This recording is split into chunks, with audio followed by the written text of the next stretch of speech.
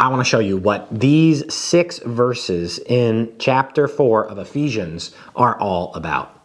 These verses are pretty important, and you need to take a look at the book of Ephesians as a whole to understand why. You may remember that Ephesians has 6 chapters, and the first 3 chapters are all about doctrine. Here's what's true about your salvation. But the last 3 chapters, 4, 5, and 6, are all about application. There's 1 command in the first 3 chapters, but there's 40 commands in the last 3 chapters. And here we are starting in Ephesians chapter 4, and this passage here serves as the hinge for the book. So let's go ahead and take a look at how these verses are structured. Here in chapter 4, the first 6 verses, you can kind of organize them this way. First, there's in verse 1 really kind of the main point. And the main point is this, that Christians are to walk worthy. Now, how do you do that? How do you walk or live your life in a worthy way? Well, that's what verses 2 and 3 are all about. And Paul gives us 5 things, 5 ways to walk in a worthy manner. The last one is particularly important. It says that we're to be eager to maintain the unity of the Spirit. Now, that leads to this question. What is the unity of the Spirit? How has the Spirit unified Christians? And that's what verses 4, 5, and 6 are all about. They kind of expand on this. Here's the unity of the Spirit. And you get that sense because of the word one, which occurs 7 times in this passage. And so this is talking about the unity, the ways the Spirit has unified Christians together, and we are to maintain that. Okay, that's kind of the overview. Let's go ahead and take a look at each section. The first section here is the main idea. What's the main idea? We as Christians are to walk in a manner that is worthy. That's how we are to live our lives. Paul writes here, and he reminds the Ephesians that he's a prisoner for the Lord. He has walked a worthy life, and he's been thrown in jail for it. And so his words carry a lot of weight. This is not just advice, by the way. He urges Christians to live or to walk in a worthy manner. He's imploring them. This is an earnest appeal. Christians are to walk worthy of the calling to which you have been called. Let's talk about this word calling. It occurs several times in this text.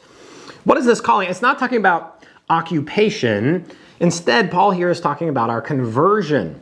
The Bible says this elsewhere, that God called you out of darkness and into his marvelous light.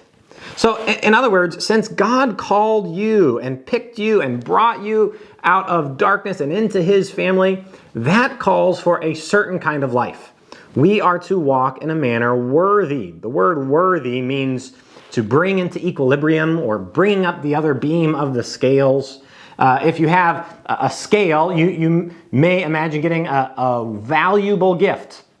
The weight on the other side of the scale brings up the other beam. It brings things into equilibrium. And the idea is God has given you an incredible gift. It's this calling with which you've been called. You are saved.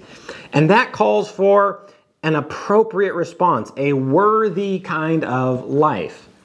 Now, you may think, well, what does a worthy life look like? I mean, what an incredible gift of salvation God's given me. How could I ever live up to that? But what's amazing to me is that God is not looking for heroics. He's looking at your heart. And really, that's what this next section is all about. Verses 2 and 3, it's 5 ways. Here's what walking worthy looks like. This isn't a complete list, but here's what your heart is to be like. We are to walk with all humility. Jesus showed us humility. He humbled himself by becoming a human, and so to walk in a worthy manner is to imitate Christ. Jesus was gentle. He said, I am gentle and humble. What a way for Jesus to describe what he's like. And so for us to walk in a worthy manner, we are to be gentle to our husbands, our wives, our children.